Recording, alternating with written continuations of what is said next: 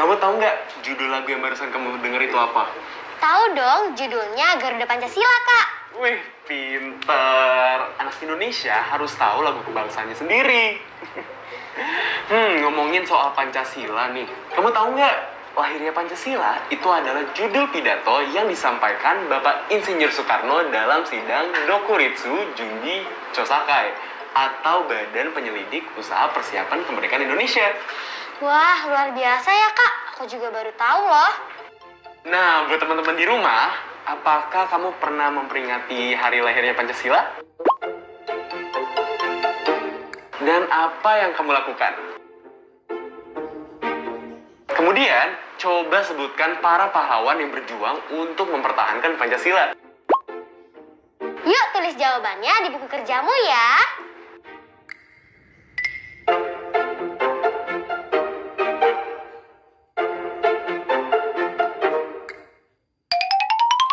Nah, Vi, kamu tahu nggak siapa salah satu pelopor lahirnya Pancasila? Tahu dong, Insinyur Soekarno. Nah, betul. Tapi selain itu ada Mr. Muhammad Yamin. Wah, siapa tuh, Kak? Aku baru dengar namanya. Nah, jadi untuk mengenal sosok beliau lebih jauh, yuk sama-sama kita baca biografinya. Ayo, Kak. Tapi sebelum itu, mari kita berdoa dulu supaya kegiatan hari ini dilancarkan.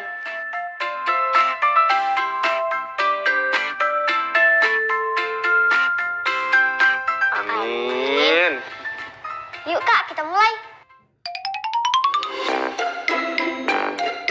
Masa muda Muhammad Yamin. Perjuangan meraih cita-cita. Muhammad Yamin lahir pada tanggal 23 Agustus 1903 di Sawalunto, Sumatera. Ayahnya adalah seorang mantri koi bernama Usman Baginda Khatib dan ibunya bernama Siti Saadah yang berasal dari Sawalunto dan Padang Panjang.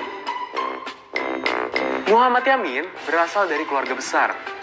Dia memiliki 16 saudara dari 5 ibu. Semua saudaranya berpendidikan tinggi dan hampir semuanya kelak menjadi orang yang berpengaruh dalam masyarakat. Muhammad Yamin bersekolah di Bumi Putra. Dia adalah anak yang rajin belajar dan bercita-cita tinggi. Karena itu, ketika di sekolah Bumi Putra, dia tidak mendapat pelajaran bahasa Belanda. Yamin yang berkemauan keras meminta kepada ayahnya untuk pindah ke sekolah lain. Ayahnya mengabulkan permintaannya dan Yamin melanjutkan pendidikannya di Hollandisch Illandsche School atau HIS Palembang. Dari sana, Muhammad Yamin melanjutkan ke sekolah guru di Bukit Tinggi. Karena kecerdasannya, Yamin mendapat beasiswa di sekolah dokter hewan. Namun, ternyata dia merasa tidak tertarik belajar tentang binatang dan memilih pindah ke sekolah pertanian di Bogor. Lagi-lagi, dia menghadapi kesulitan. Yamin merasa pertanian bukanlah ilmu yang ingin dipelajarinya. Keinginannya yang tak pernah puas mencari ilmu, membawa langkah kakinya ke Pulau Jawa. Di sini, Yamin melanjutkan pendidikan di Algemeen Middelbare School atau AMS di Yogyakarta yang mempelajari ilmu purbakala dan bahasa. Di sekolah ini, Muhammad Yamin belajar beberapa bahasa asing. Dia juga bekerja sebagai penulis dan wartawan saat bersekolah di Yogyakarta. Sebenarnya, dia ingin melanjutkan sekolah di Leiden, Belanda. Tetapi urung karena ayahnya meninggal dunia. Akhirnya, setelah pencariannya terhadap ilmu berlangsung sekian lama, Yamin menamatkan sekolahnya di sekolah hukum dan mendapat gelar Mr. Inderrichten. Sehingga namanya dikenal menjadi Mr. Muhammad Yamin. Mr. Muhammad Yamin adalah orang yang gemar membaca dan suka menulis. Kegemaran menulis sudah dilakukannya sejak masa kecil dan tinggal di Sumatera. Namun, saat tinggal di Jawa, tulisannya baru mulai dipublikasikan. Yamin adalah anak muda yang memelopori tulisan berbahasa Melayu di majalah yang biasanya menggunakan bahasa Belanda. Muhammad Yamin juga membaca buku-buku berbahasa Inggris, Jerman, dan Sanskerta sehingga tulisannya makin kaya.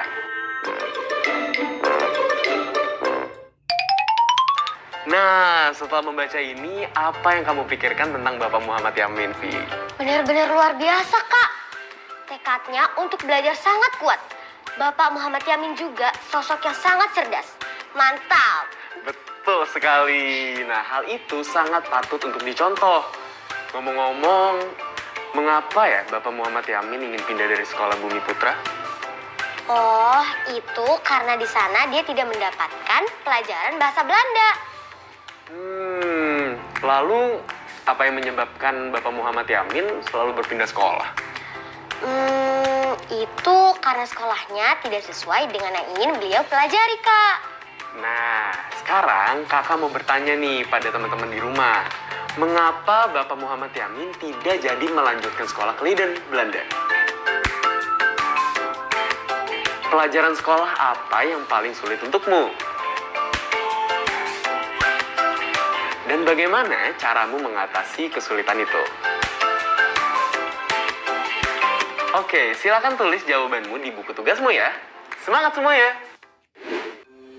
Nah, buat teman-teman di rumah dan juga kamu, Vi, kan kita semua udah tahu kalau Bapak Muhammad Yamin itu telah wafat pada tanggal 17 Oktober 1962. Iya, betul tuh, Kak. Nah, oleh karena itu, kita tidak bisa lagi berbicara dengan beliau. Nah, kisah perjuangannya hanya bisa kamu pelajari dan baca melalui biografi saja. Tapi, seandainya kamu bisa menanyakan sesuatu kepada beliau, kira-kira pertanyaan apa sih yang mau kamu tanyakan? Wah, pasti banyak banget, Kak. Aku jadi penasaran gimana rasanya sekolah pada zaman itu. Nah, semua pertanyaan kalian itu bisa diutarakan melalui surat. Surat, Kak. Ya, kita bisa berandai-andai jika beliau masih hidup, lalu kita menuliskan surat kepadanya. Nah, surat yang kamu tulis paling sedikit 3 paragraf, boleh lebih. Pada paragraf 1, kamu bisa menceritakan kepada Muhammad Yamin tentang apa yang kamu pelajari dan kamu teladani darinya. Paragraf 2, kamu bisa menuliskan pertanyaan-pertanyaan yang ingin kamu ketahui tentang Muhammad Yamin. Paragraf 3, kamu bisa menceritakan kondisi Indonesia sekarang setelah perjuangan kemerdekaan. Dan kamu juga bisa menuliskan pengamalan Pancasila yang telah kamu lakukan. Wah, seru banget, Kak. Kita bisa nanya-nanya melalui surat. Mantap. Iya, jika sudah menulis suratnya, tanyakan pendapat kepada walimu. Jika mereka memberikan masukan, kamu bisa menambahkannya kemudian. Dan jangan lupa untuk meminta walimu untuk membubuhkan tanda tangannya. Ya, teman, kita mau mulai menulis suratnya.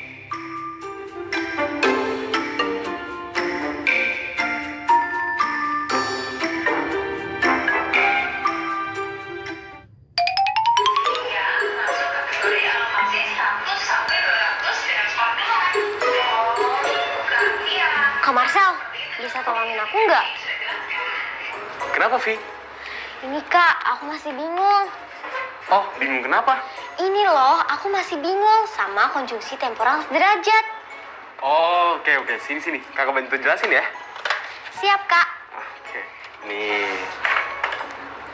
Jadi, konjungsi temporal sederajat adalah kata penghubung yang digunakan dalam kalimat majemuk setara dan harus diletakkan di tengah kalimat, yaitu kata lalu dan kemudian. Kenapa begitu, Kak? Terus untuk apa? Nah, hal itu berfungsi untuk menyatakan hubungan waktu antar dua peristiwa. Contohnya gimana, Kak? Nah, contohnya, perhatikan baik-baik ya. Contoh kalimatnya adalah ibu menggoreng tahu, lalu memasak sayur. Kata lalu yang diberi garis bawah dan dicetak tebal ini merupakan kata penghubung temporal sederajat.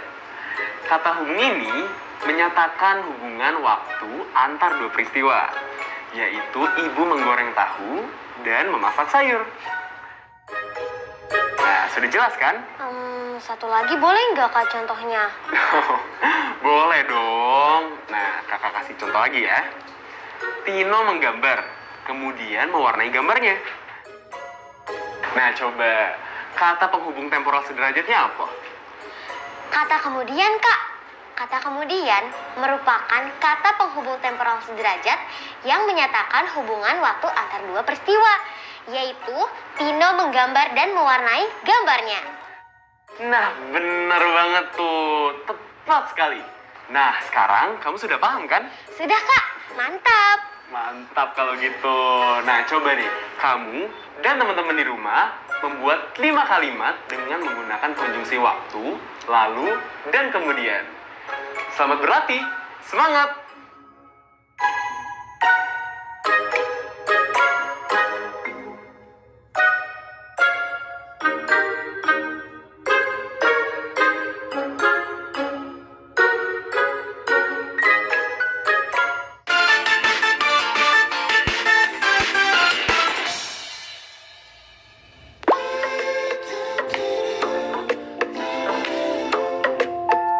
Halo teman-teman, kembali lagi bersama Kak Marcel. Nah, sekarang kita belajar numerasi yuk. Perhatikan diagram batang ini ya. Tentukan angka yang ditunjukkan oleh diagram batang ini.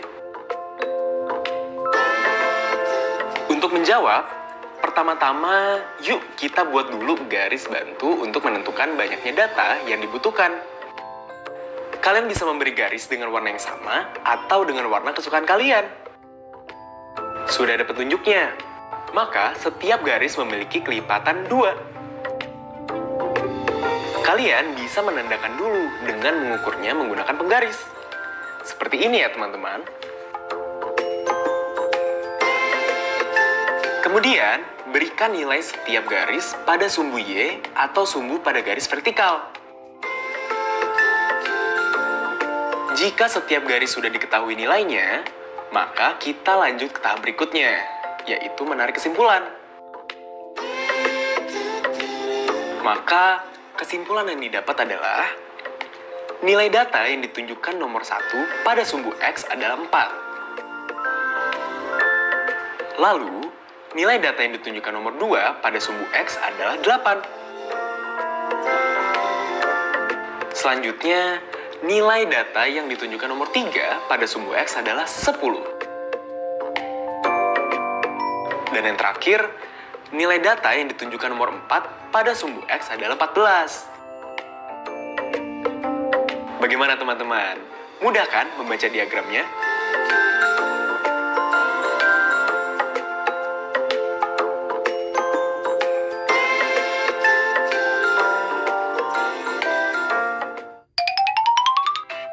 Nah, jadi kan tadi kita udah belajar nih tentang diagram batang. Nah, sekarang kita akan belajar tentang diagram batang majemuk, Vi. Diagram batang majemuk, Kak. Itu seperti apa ya, Kak? Jadi, diagram batang majemuk itu ditandai dengan 2 batang atau lebih yang menjelaskan tentang sebuah data. Kalau di diagram batang biasa, itu hanya ada 1. Nah, kalau di diagram batang majemuk, itu ada 2 atau lebih. Oh, begitu, Kak. Seperti apa, Kak, contohnya? Nah, seperti ini. Ini adalah diagram batang dari pengetahuan siswa tentang Hari Nasional. Coba bayangkan kalau ini adalah siswa di kelas Vivi ya. Oke, Kak. Coba deh kamu lihat. Ada yang berbeda tidak dengan diagram batang yang biasa? Ada, Kak. Ada 2 batang di setiap Hari Nasional, Kak. Nah, betul banget. Diketahui, batang yang berwarna biru menandakan kelompok siswa yang tahu Hari Nasional. Sedangkan yang berwarna oranye adalah sekelompok siswa yang tidak tahu Hari Nasional. Ini, Kak saya contohkan ya cara membacanya. Perhatikan data Hari Ibu. Batang berwarna biru mengarahkan ke angka 30. Jika mendekati 30, kita bisa kurangi 1 angka sehingga menjadi 29 siswa. Begitu pula dengan batang oranye yang panjang batangnya melampaui sedikit angka 10 siswa. Sehingga bisa kita tambahkan 1 angka menjadi 11.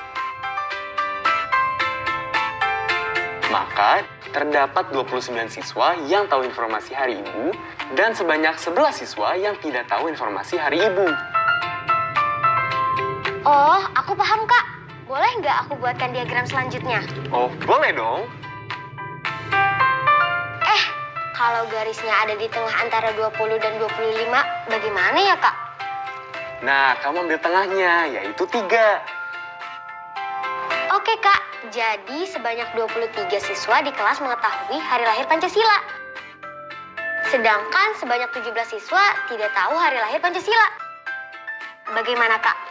Betul sekali Vivi. Nah, untuk tugas Vivi dan teman-teman di rumah, buatlah diagram batang majemuk dari data yang kalian kumpulkan. Cobalah tanyakan tanggal hari nasional berikut kepada anggota keluarga kalian.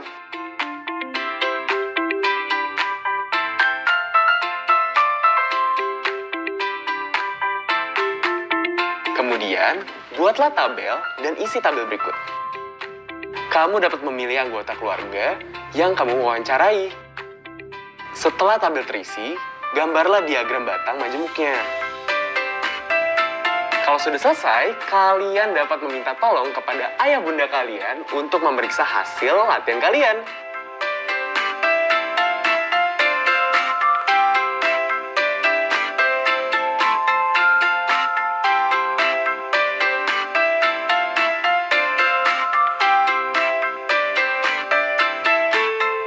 Nah, untuk mengasah kemampuan kita, yuk kita berlatih. Siap Kak. Nah, coba kamu perhatikan diagram batang majemuk berikut ini.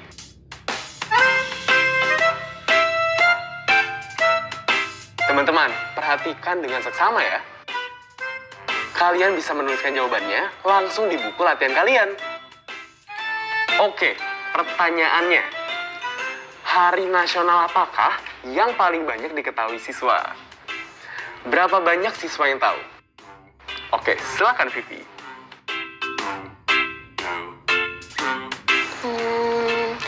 Aha, Hari Kemerdekaan Indonesia, Kak. Ada 33 siswa yang mengetahui hari nasional ini.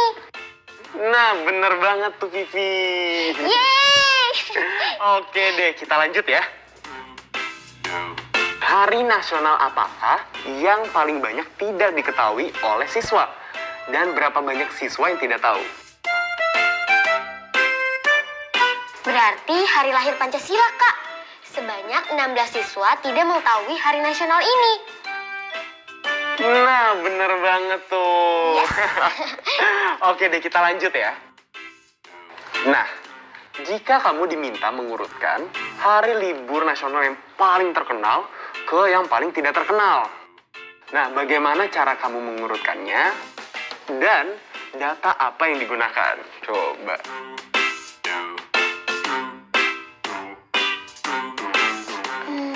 Oh iya, aku harus membuat data baru dan menyajikannya dalam bentuk diagram batang dulu, Kak.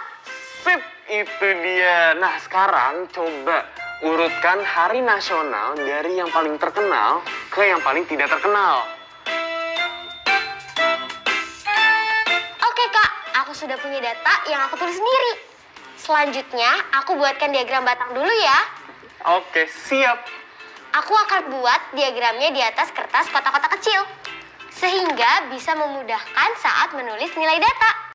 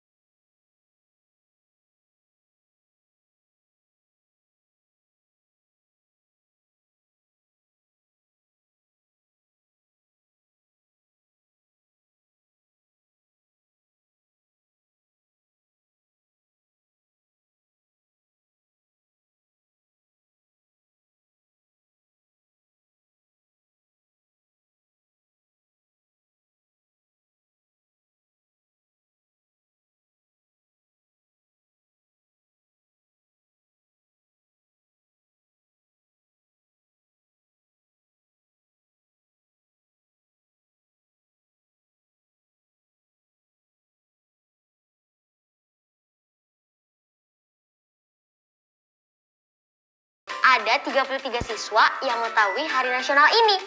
Maka kita beri titik dulu ya di garis kotak 33 dan kita tarik ke bawah dan buatkan bataknya.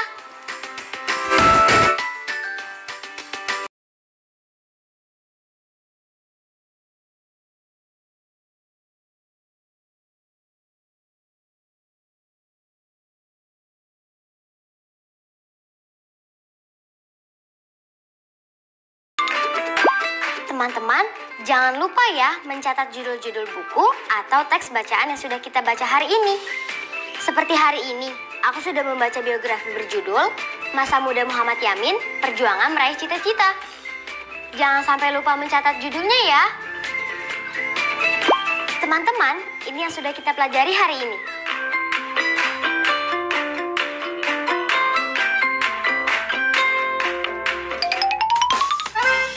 Wah, nggak kerasa ya, Vi.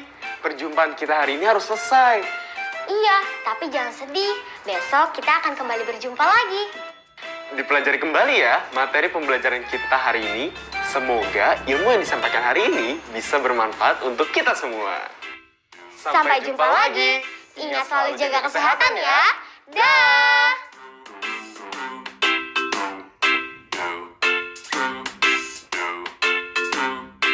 Sekarang tetap belajar dari rumah ya teman-teman. Ingat, jaga jarak, rajin cuci tangan, dan pakai masker agar kita mencegah penyebaran COVID-19. Sampai jumpa.